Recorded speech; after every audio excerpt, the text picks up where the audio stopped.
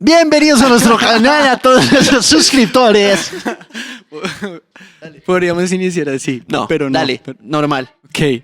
Bienvenidos a nuestro quinto episodio del podcast Una Fe Relevante. Es increíble que nos escuchen a través de las diferentes plataformas. Así que bueno, como pueden oír, el día de hoy volvimos a lo cotidiano y otra vez solo somos Pipe y yo. Así que Pipe, ¿qué dices al respecto? Bueno, feliz de poder estar con todos otra vez. Y sí, somos otra vez los dos porque el resto del equipo pues nos está ayudando a que esto pueda salir a la luz. Y vamos a tener más episodios con todos en un futuro, espero. Pero mientras tanto, muy felices de poder tener este importantísimo episodio número 5. El tema de esta semana más bien ha sido Intenso.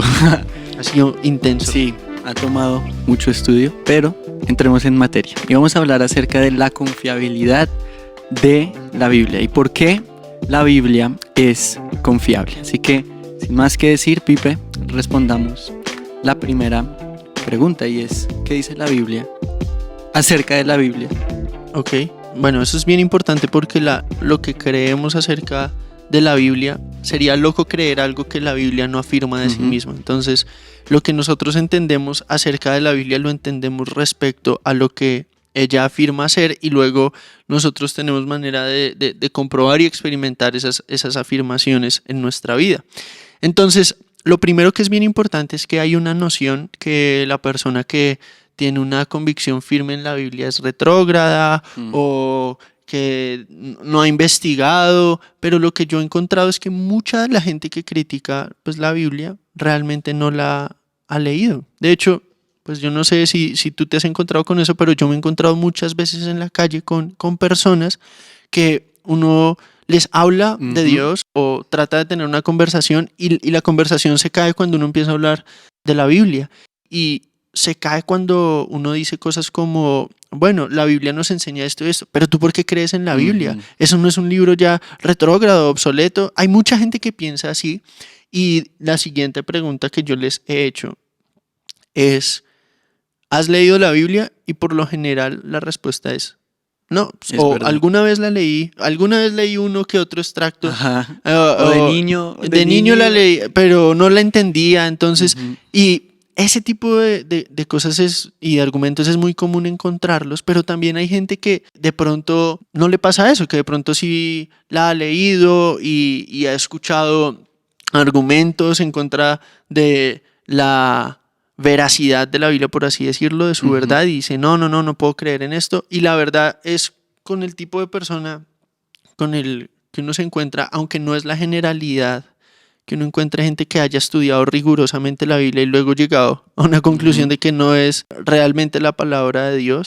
Sí las hay, pero también hay respuestas coherentes a los argumentos que proponen. Entonces, yo creo que también tiene mucho que ver el cómo, ¿no? Cómo vamos a hacer estas preguntas y cuál es la intención con la que nosotros las respondemos y la intención con la que la gente las hace, ¿no? Por eso constantemente nosotros estamos diciendo respuestas honestas, sinceras, a preguntas honestas y sinceras, ¿no? Porque pues el que hace una pregunta con la intención de atacar, pues no es pregunta, sino ya tiene una respuesta que está escondiendo con un signo de interrogación. Exactamente. Entonces, lo primero que requiere hablar de un tema como estos es apertura de mente. Y lo primero que tenemos que ver es qué es lo que la Biblia asegura acerca de la Biblia. Y tenemos que responder para eso otra pregunta más básica, ¿qué es la Biblia? Y la Biblia en realidad es una colección de libros que se divide en dos partes. La palabra testamento significa pacto, el pacto antiguo y el nuevo pacto. ¿Qué es lo que nosotros, y por nosotros es los cristianos protestantes, qué es lo que compone, por ejemplo, el Antiguo Testamento? El Antiguo Testamento está compuesto de 39 libros y es básicamente la Biblia judía. Los judíos tienen estos libros y la diferencia de pronto entre la Biblia protestante y la Biblia católica o la Biblia de pronto de algunas comunidades judías es que nosotros solo tomamos el Tanaj. ¿El Tanaj qué es? No lo sé. Era la Biblia que tenían los judíos en la época de Jesús. No los primeros judíos, pero los judíos en la época de Jesús. Nosotros tenemos la Biblia de Jesús. Hay una parte en Lucas, en el libro de Lucas, que es uno de los relatos históricos de la vida y obra de Jesús, donde Jesús dice que habla en Lucas 11 específicamente acerca de las escrituras como los profetas, los salmos y las leyes. Entonces, esa es la primera parte de la Biblia. La otra parte de la Biblia es lo que nosotros llamamos Nuevo Testamento, que son compuestos de 4 relatos de la vida de Jesús y de otro relato histórico acerca de la vida de los primeros cristianos, compuesto por el mismo autor del libro de Lucas. Y tenemos también cartas y epístolas cerrando con el Apocalipsis escrito por uno de los discípulos de Jesús, que es Juan. Teniendo claro qué es la Biblia, los 66 libros de la Biblia, eso es lo que nosotros afirmamos que es verdad, que es infalible. Es decir, por infalible queremos decir que cualquier persona que ponga su confianza en las verdades que la Biblia profesa no va a fallar, sino que va a encontrar un fundamento firme. ¿Por qué? Porque la Biblia asegura de cerca de sí misma que es la palabra de Dios. Entonces, eso puede sonar loco o retrógrado, pero yo creo que en la ley, si uno va a las leyes, todo el mundo es inocente hasta que se compruebe lo contrario. Y tenemos 2000 años de conversación acerca de esto. No es un tema nuevo, no es un tema que se empezó a hablar ayer. Son 2000 años de reflexión acerca de su impacto y su veracidad. Todas las, ciencias o estudios tienen una afirmación que mucha gente dice es circular, porque se autentica. Pero eso no quiere decir que no sea válido. De hecho, todos nosotros creemos en ese tipo de cosas en diferentes ramas de la vida. Eso es importante dejarlo de entrada, porque yo sé que mucha gente va a querer de pronto apagar el podcast o continuar el podcast, pero yo les pido, sea cual sea su preferencia, es justo y necesario que ya que empezó nos dé esta audiencia para explicar qué es lo que significa lo que acabamos de hablar, que la Biblia sea la palabra de Dios. Entonces vamos a empezar por decir qué dice la Biblia acerca de la Biblia, ¿no? Hay un texto que es importante y que es fundamental para entender esto porque, aunque no es muy largo, nos dice muchas verdades y está en el libro de Segunda de Timoteo.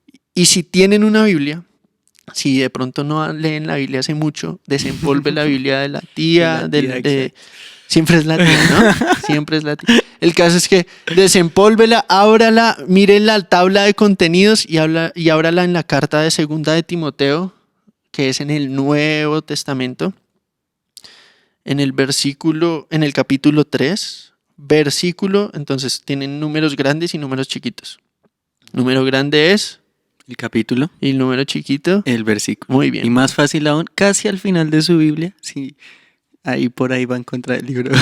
Exacto, Timoteo. Entonces, háblalo casi al final. 2 Timoteo 3 se llama, Segunda de Timoteo. Y es la carta básicamente de Pablo, de una de las figuras más importantes, uno de los discípulos de Jesús que más prominencia tuvo durante la escritura del Nuevo Testamento, escribiéndole a su discípulo, aquel que él mentoreó durante mucho tiempo, y le dice a Timoteo, pero persiste tú, o sea, continúa en lo que has aprendido y te convenciste sabiendo de quién has aprendido. Y que desde la niñez has sabido las sagradas escrituras. Esta palabra escrituras es importante porque siempre se refieren a aquello que ellos consideran la palabra de Dios. Ahora, las cuales te pueden hacer sabio para la salvación, que es el propósito de leer la Biblia, salvo para entender cuál es mi necesidad, quién es Dios, qué es lo que Él hizo por mí y qué significa eso en mi día. Y dice, toda la escritura es inspirada por Dios, útil para enseñar, para redarguir, para corregir. Entonces es útil, pero la clave está acá. Toda la escritura es inspirada por Dios. Y la palabra inspirada en el griego original tiene la connotación de soplar, ¿no? Entonces, en la época del primer siglo, las palabras tenían una dimensión física. Cuando tú hablas, tú botas aliento, claro, ¿no? Entonces, para la gente, ese aliento que uno, si ustedes lo van a poder comprobar poniendo su mano enfrente de su boca y diciendo hola a Dios o cualquier otra palabra que se les ocurra, Juan lo está probando en este momento, está comprobando que es verdad. No, es absolutamente confirmado. O sea, confirmado. Muy bien, nada que dudar ahí. Para ellos, eso era básicamente lo que significaba la palabra inspiración, que Dios a través de muchas personas escribió su palabra y la registró para que todos aquellos que la abrieran lo conocieran. En resumidas cuentas, el aliento de Dios. No, o sea, exacto. El respiro, el soplo de Dios. Exacto. Eso es lo que la palabra. Entonces tenemos dos asuntos importantes. Dios se reveló. Y la Biblia habla de la revelación, o sea, se manifestó. ¿Cómo se manifestó Dios en la historia? Cuando vemos la Biblia y vamos al libro de Romanos, por ejemplo, vemos que Dios se manifestó a través de su creación, ¿no? Y es evidente por ejemplo, el Salmo 19 dice, los cielos cuentan la gloria de Dios. ¿Qué quiere decir eso? Que todo lo que nosotros vemos en el orden creado nos habla de un creador. Cuando una persona medita acerca de eso, ¿qué pasa? La persona dice, esto no es un accidente, esto tiene un orden, hay un Dios, y para poder conocer a Dios, tiene que usar los medios que ese Dios proveyó para que lo conociéramos. Y ese medio es su palabra, es decir, Él habló, Él escribió un libro, y a través de ese libro nosotros podemos entender su perspectiva, sus mandamientos. Entonces, ¿cómo la Biblia es una narrativa continua a través de la historia de la humanidad hasta el año 90 aproximadamente, después de la muerte y resurrección de Jesús, que va a ser un tema también futuro? Retrocedemos un poquito. Ok, retrocedamos un poco. Y resumo un poquito lo que acabas de decir. Por favor. ¿Qué dice la Biblia acerca de la Biblia? Que es exactamente la palabra de Dios. Ok, y no solamente lo dice en el Nuevo Testamento, sino que una y otra vez en el Antiguo tú vas a encontrar esta fórmula. Así dice el Señor. Dios le dijo a Moisés y Moisés escribió. Sí. Y eso es lo que nosotros tenemos. Wow. Ahora sí, tal vez para muchos esto es suficiente y es increíble saber y ya por fin entender qué dice la Biblia acerca de la Biblia, pues. Pero ahora vayamos un poco al siguiente escalón, por así decirlo, y es ¿qué dice la historia? ¿Qué dicen los hechos acerca de la Biblia? Que es un tema muchísimo más controvertido, ¿no? Entonces,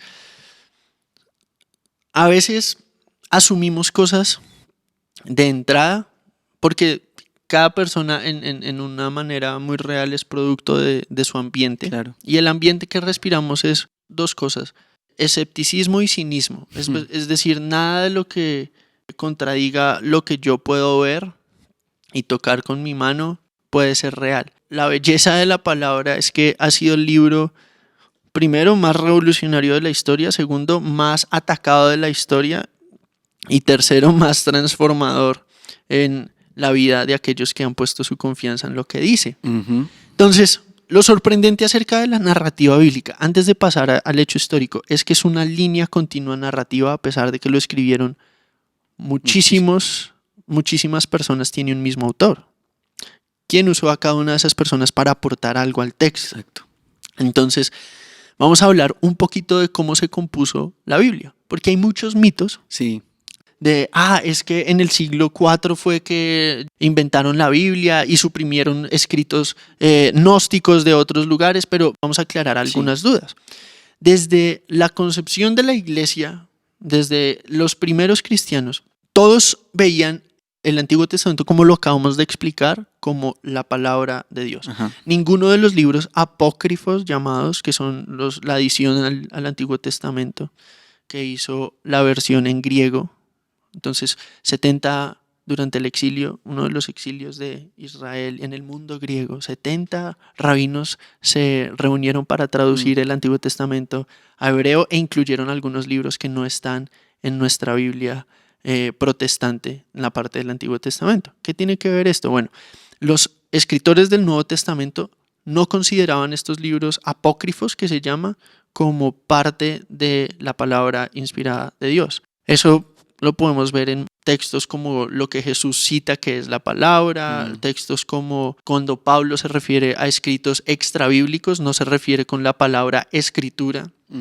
Aún Judas, el libro de Judas, no Judas Iscariote, sino el Judas bueno, que escribió, no lo cita como un texto autoritativo. Sí, claro. Primera de Enoc, que es lo que cita. Entonces, ¿qué tiene que ver esto con diferencia, ¿no? O sea, exactamente. Si la Biblia las menciona específicamente, no es la palabra de Dios. Exactamente. Entonces, ¿por qué esto es importante y qué tiene que ver con la composición de la palabra? Que ya había un consenso desde el primer siglo. Ahora, ¿qué hacemos con el Nuevo Testamento? ¿Cuál era el consenso? Lo increíble es que la misma Biblia nos da cuál era ese consenso. Pedro, por ejemplo, en segunda de Pedro, que era básicamente uno de los pilares, como Pablo lo llama, de la iglesia en el primer siglo. Las cartas que había escrito Pablo para la iglesia no fue una carta más, sino que él mismo usa la palabra grafe en griego, que es una palabra que se usa 50 veces en el Nuevo Testamento y todas las veces que se usa para referirse a la escritura inspirada por Dios. Entonces, es segunda de Pedro 3:16. Segunda de Pedro 3:16. Mejor dicho, acá uno tiene un equipo de primera y gratis. Muy bien. Dice, y tened entendido que la paciencia de nuestro Señor, vamos a adelantarnos, como también nuestro amado hermano Pablo, según la sabiduría que le ha sido dada, les ha escrito casi en todas sus epístolas, hablando en ellas de estas cosas, entre las cuales hay algunas difíciles de entender. Muy bien. Las cuales los indoctos, los que no conocen e inconstantes, tuercen, como también las otras escrituras para su propia perdición. Tuercen como también esta palabra escrituras solo se usa de palabra autoritativa, no se usa de cualquier escrito. De las 50 veces que aparecen en el Nuevo Testamento, las 50 se refieren a la Biblia. Entonces, desde el primer siglo tenemos que ya la gente consideraba las cartas que circulaban de Pablo, de Pedro como y de Juan como inspiradas ajá. por Dios, exactamente. Entonces, ¿por qué eso es importante? Porque hay una noción que en el siglo IV, Constantino, un emperador que se hizo cristiano, no sabemos qué tan cristiano haya sido, pero básicamente que él armó la Biblia como le gustó para poder progresar políticamente, lo cual no tiene ningún sentido porque durante 300 años ya la iglesia tenía un consenso general, si no oficial. Tenemos, por ejemplo, registros desde el año 130 después de Cristo y el primer evangelio entre comillas, gnóstico se escribió en el 170. Entonces ya había un récord bíblico establecido 100 años antes del primer evangelio gnóstico. ¿Eso por qué es importante? Porque tenemos una tendencia a creer que todo lo que la cultura popular dice es cierto. Es cierto. E ignoramos cosas básicas, pero que con un poquito de estudio sabríamos. Entonces, yo me acuerdo una vez, voy a contar esta historia. Una señora, le empezamos a predicar. Uy, creo que sé qué historia vas a decir. ¿Cuál es? Pero dale, no. Antes, dila. No es una señora que una vez estábamos en la calle y decían, ¿sí? No creo en Jesús. No. Entonces, ni los judíos creían. ¿Sí? ¿No es esa? Bueno, no sé, yo me acuerdo que ella, no sé si es la misma. No, ya sé qué historia. Es que nos han gritado varias veces. Muchas. Ya sé cuál vas a decir, por favor, prosigue. Nos han gritado como unas 3 veces. Fácil. Nada más. El caso es que ella me empieza a gritar, no han estudiado, no han leído los rollos del Mar Muerto, y es como que los rollos del Mar Muerto básicamente desaprueban la Biblia según la cultura popular. Pero, ¿qué son los rollos del Mar Muerto? Básicamente son una librería de una secta o de un grupo judío en un desierto descubierta en los años 50 del siglo XX, o sea, 1950. Y tiene algunos libros, varios libros del Antiguo Testamento que increíblemente están igualitos, intactos a los que nosotros tenemos hoy. Lo que sorprende es cuánta consistencia, ¿no? O sea, hay. Que no ha cambiado a través del tiempo. Exactamente. Entonces, eso es lo que son los rollos del Mar Muerto, lejos de desaprobar la Biblia. La prueba. Y que también es cierto, que cualquier académico que tú le preguntes acerca de los rollos del Mar Muerto sabe que no tienen nada de cristianos en un sentido, y no tienen nada de cristianos en el sentido de que era una librería de una secta judía. Entonces, los escritos que se encontraron era como la librería que una persona curiosa, normal tendría, y no tienen absolutamente nada que decir acerca del Nuevo Testamento o de la veracidad de este. Entonces, con un poquito de investigación y con las predisposiciones y las guardias abajo, podemos entender que la Biblia no es simplemente, o que nuestra creencia en la Biblia no es un paso, como hablábamos en el capítulo de la fe, al vacío. Al contrario, esto es lo increíble. Cada vez que avanzamos más en la historia, más encontramos manuscritos más antiguos. Y lo sorprendente, uno de los más antiguos es el manuscrito llamado P52, que está ahorita en un museo en Inglaterra. Y una de las maravillas de esto es cuán fiel a lo que tenemos hoy es. O sea, tenemos cientos de manuscritos que hablan el mismo mensaje. Sí. Las alteraciones, si se han encontrado, son mínimas, tan mínimas que no afectan en ningún sentido el mensaje general de la Biblia, y no han sido tan mínimas que no han causado polémica alguna, sino que lo que sorprende es lo parecidos que son. Entonces tenemos este fenómeno que no se puede explicar de otra manera, que la Biblia parece estar diciendo históricamente lo que afirma en sus páginas, y es fidedigna. Sí. Es fidedigna porque entre más avanzamos en la tecnología, mejores resultados tenemos en cuanto a manuscritos antiguos, mejor entre más avanza, por ejemplo, la arqueología, los manuscritos que encontramos son cada vez más cercanos a la realidad, a lo que tenemos acá en la palabra. Entonces, desde un punto de vista histórico, tenemos una gran capacidad de ver que es consistente lo que tenemos en la Biblia. Cualquier otra historia, más bien. O sea, si nos ponemos en el ejemplo, poner cualquier otra historia que se escribió hace más de 2000 años, cambia y se trastorna el sentido de esta historia, pero sorprendentemente encontramos que en la Biblia, pasen los siglos, se mantiene intacta la exactitud de esta historia. Y lo que más me sorprende es la veracidad de sus palabras a pesar del tiempo. Nosotros queremos a veces imponer ideas modernas en textos antiguos y tratando de llevar nuestras sofisticaciones, y no tenemos en cuenta los contextos. Y hay gente que me ha dicho, bueno, pero ¿y las contradicciones? Y le pregunto, bueno, ¿cuáles? Y no me pueden mencionar una. Y los que me han podido mencionar una, hemos ido a la palabra y nos hemos dado cuenta que estudiándola un poco más a fondo podemos encontrar que estas aparentes discrepancias, en realidad, con un estudio un poquito más profundo de la Biblia, no son discrepancias en absoluto. Que si tiene la Biblia esta tensión paradójica para presentar una verdad compleja. Y yo creo que eso es la belleza de algo honesto. Y que nos lleva a no tomarlo superficial, ¿no? O sea, exactamente. También es increíble porque nos impulsa a profundizar en la misma. Exactamente. Entonces, pero alguien podrá decir, bueno, eso de la naturaleza paradójica, la vida es paradójica.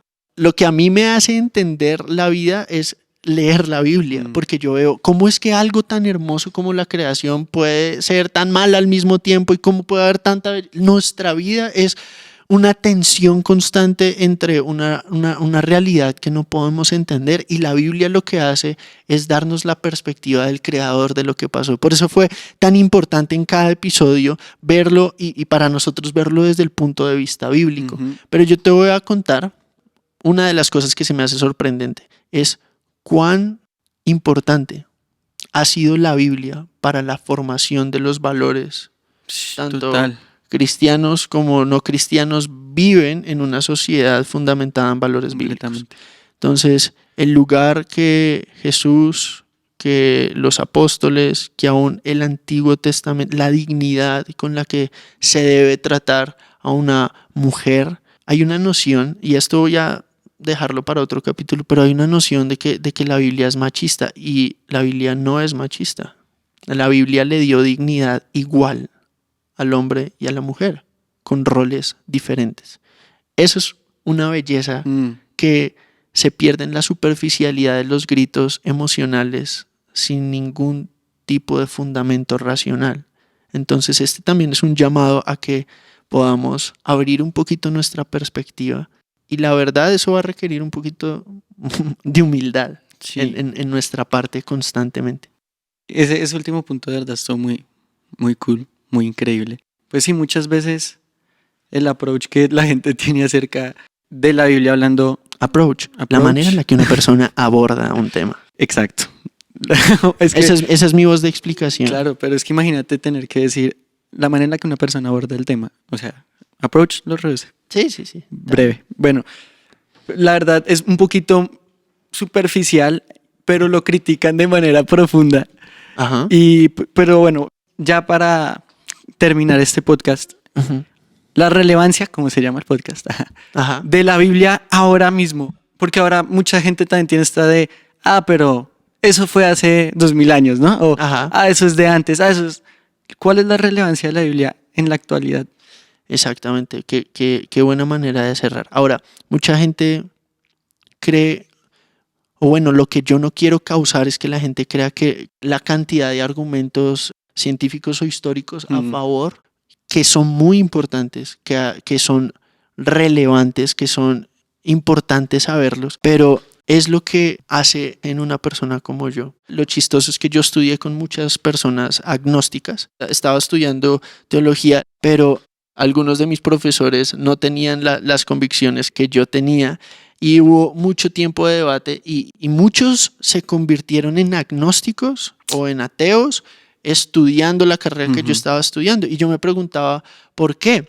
Y siempre se resume a lo que hemos ido hablando. Cuando uno tiene un encuentro personal con lo que la Biblia habla acerca de la realidad de lo que Jesús vino a hacer al mundo, no es, y ayer lo leía en un libro y me uno totalmente a lo que estaba leyendo, no es como que uno sostenga una doctrina. Yo no creo que yo tenga que sostener la doctrina de la infalibilidad y de la veracidad de la Biblia, porque yo no podría.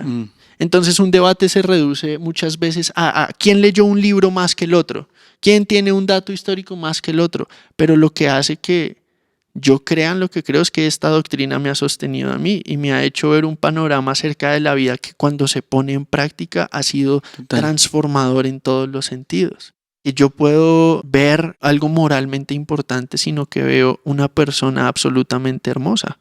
Veo a Dios reflejado en cada página.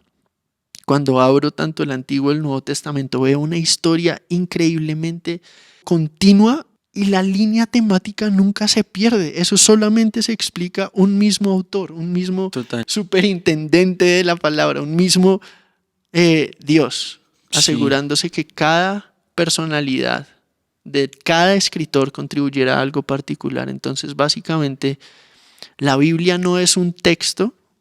Mucha gente dice la Biblia es un manual. Bueno, entiendo a lo que se refieren y no voy a ser dogmático en contra de eso, pero yo creo que la Biblia es más una carta que un libro de texto, una carta escrita por un Dios que se quiere hacer conocer a una creación que lo necesita, y por eso dio su vida para que todo el que pusiera su confianza en él encontrara una esperanza viva.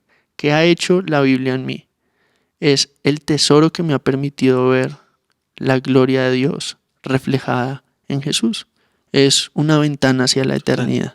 Mi anhelo es que cada persona pueda abrir la Biblia y ver esa gloria. ¿Qué es la gloria? Una belleza innegable de el amor de Jesús derramado a los pecadores, de los cuales yo soy el primero.